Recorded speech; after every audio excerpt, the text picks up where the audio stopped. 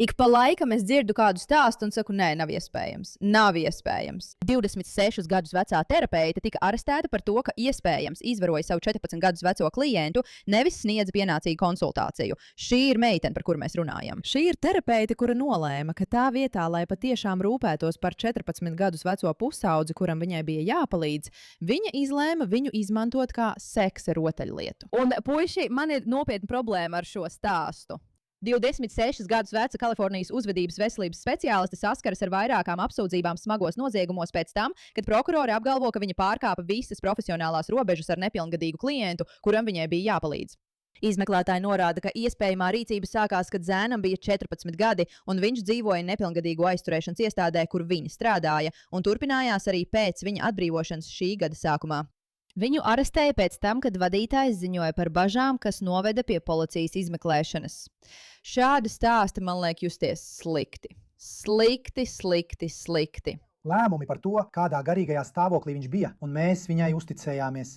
Šī māte saka, ka uzticība tika pārkāpta. Viņas dēls atradās Džona A. Deivisa nepilngadīgo centrā Martinezā, kad kontrakosta apgabals viņam norīkoja pagaidu veselības aprūpes darbinieci konsultēšanai. Viņam bija tikai 14 gadi, viņai bija 24. Šī sieviete izmantoja mana bērna visneaizsargātākos brīžus, lai viņu ievilinātu un liktu viņam noticēt, ka viņa ir viņa draudzene. Advokāti saka, ka iespējamā ievilināšana notika aptuveni 2 gadu garumā. Kad pusaudzis tika atbrīvots šī gada aprīlī, viņam bija 17 gadi, un viņš joprojām atradās probācijas uzraudzībā. Tagad ģimeni pārstāv valsts mērogā atzītais pilsoņu tiesību advokāts Džons Bēris. Pirmdien viņa firma iesniedza prasību, kurā teikts, ka konsultants turpināja tikties ar pusaudzi terapijas aizsegā, un pēc tam sāka ar viņu seksuālu kontaktu. Tajā arī apsūdz apgabala un valsts darbiniekus par to, ka viņi nav atpazinuši vai ziņojuši par atkārtotām brīdinājuma pazīmēm. Atbildība katram uzraugam, kurš šajā sistēmā ir persona ar likumā noteiktu pienākumu ziņot, un kurš daudzus gadus nepamanīja dažādas brīdinājuma pazīmes. Konkordas policija saka, ka probācijas amatpersonas informēja izmeklētājus. Policija aizturēja bijušo darbinieci šī mēneša sākumā pēc tam, kad atrada pierādījumus, kas apstiprina apsūdzības par seksuālām attiecībām ar pusaudzi. Viņai nav izvirzītas apsūdzības, mēs viņas vārdu neatklājam. Arī Eyewitness News neatklāja pusaudža vecāku vārdus, lai aizsargātu viņa identitāti. Apmācība tiem darbiniekiem, kuriem ir pienākums ziņot, nav pietiekama. Es domāju, viņai ir 26 gadi, kas nozīmē, ka viņa to sāka, kad viņai bija 23 gadi. Kāpēc jūs sūtītu 23 gadus vecu terapeiti, kura pati vēl knapi saprot, ko dara, strādāt ar 14 gadus vecu zēnu nepilngadīgo aizturēšanas iestādē?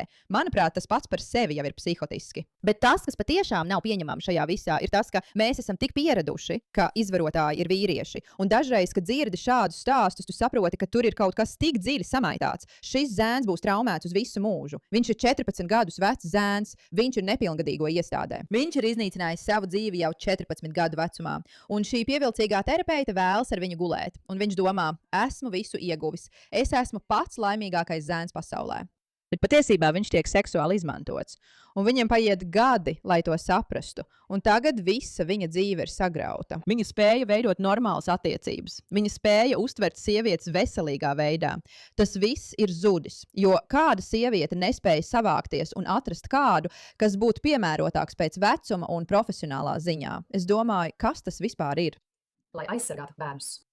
Nacionālā bezpeļņas organizācija Darkness to Light, Tumsa uz gaismu, saka, ka iestādēm ir nepieciešama specializēta apmācība, kas vērsta uz seksuālās vardarbības novēršanu pirms tā notiek. Es nedomāju, ka ir vajadzīga profilaks. Es domāju, ka cilvēkiem vajadzētu spēt neizmantot vardarbību pret 14 gadus vecu zēnu nepilngadīgo aizturēšanas iestādē. Jo visa problēma ir tā, ka daudzi no šiem pārdarītājiem izvēlas profesijas, kurās viņi ne tikai strādā ar bērniem, bet ar īpaši ievainojumiem bērniem. Aizstāvis saka, ka bērni bieži neatpazīst bērna pakāpenisku ievilināšanu seksuālā izmantošanai vai baidās, ka viņiem neviens neticēs, tāpēc vecāki sāk šaubīties par brīdinājumu zīmēm. Man interesē, vai jums ir kāds vēstījums citiem vecākiem, kuri varētu uztraukties, ka kaut kas tāds jau varētu notikt?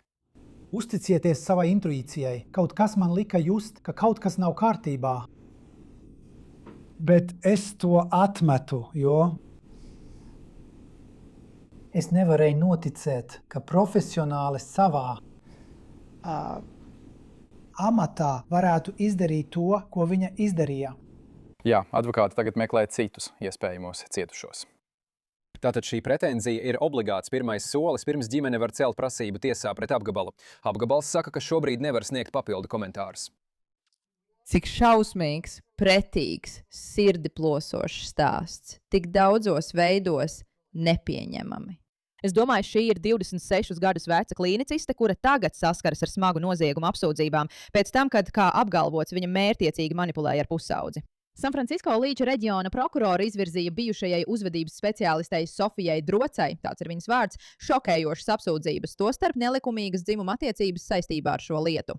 Tas ir vienkārši neprāts. Viņa ir skaista, viņa ir jauna, viņa ir harizmātiska, viņa iespējams varētu dabūt jebkuru puisi, kuru vēlētos, ja viņai tas tiešām interesētu. Bet nē, viņa noskata zēnu, ar kuru strādā. 26 gadus vecā Sofija Droce strādāja par terapeiti Sanfrancisko un bija nodarbināta nepilngadīgo centrā, kur viņa sāka mērķiecīgi manipulēt ar 14 gadus vecu zēnu. Un tikai 3 mēnešu laikā pēc viņa izrakstīšanas no nepilngadīgo centra viņa vairāk kārtīgi viņu seksuāli izmantoja. Tagad Sofija kļuva par viņa terapeiti 2024. gadā. Tajā laikā zēns izcieta 2 gadu sodu Kontra Kosta nepilngadīgo izolatorā, kas atrodas Martīnezā, Kalifornijā.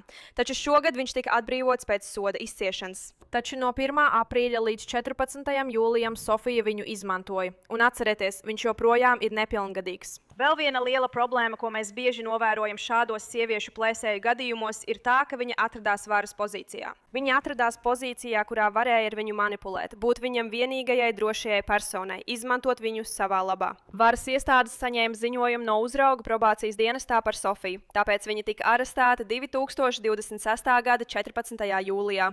Un zēna ģimene patiesībā tagad ir iesniegusi civilu prasību pret apgabalu. Ģimenes advokāts apgalvo, ka apgabals nav ieviesis pietiekams drošības pasākums, īpaši attiecībā uz jaunajiem darbiniekiem, kuri strādā šajās probācijas jomās, tāpat kā Sofija. Un nevar apgalvot, ka Sofija nezināja, ko viņa dara. Šī meitene aizgāja no koledžas. Es uzskatu, ka viņa studēja Viskonsins universitātē un ieguva psiholoģijas grādu un certifikātus kriminālās justīcijas jomā. Sofija ir atbrīvota pret drošības naudu. Tomēr viņai ir izvirzīts apsūdzības par seksuālu penetrāciju ar svešķermeni, kaitīgu materiālu nosūtīšanu nepilngadīgiem, orālu dzimumu aktu ar personu, kas jaunāk par 18 gadiem, un bērnu seksuālās izmantošanas materiālu glabāšanu. Lūk, draugi, tā tas ir. Pasaule ir tumša vieta. Pat ja esi skaista un sarkana, pasaule ir tumša vieta. Paldies par jūsu uzmanību šim jautājumam. Atvainojos, pasaule nav tumša vieta. Tā ir laba vieta, bet tajā ir ļauni cilvēki. Labi, tagad tiešām paldies par jūsu uzmanību šim jautājumam.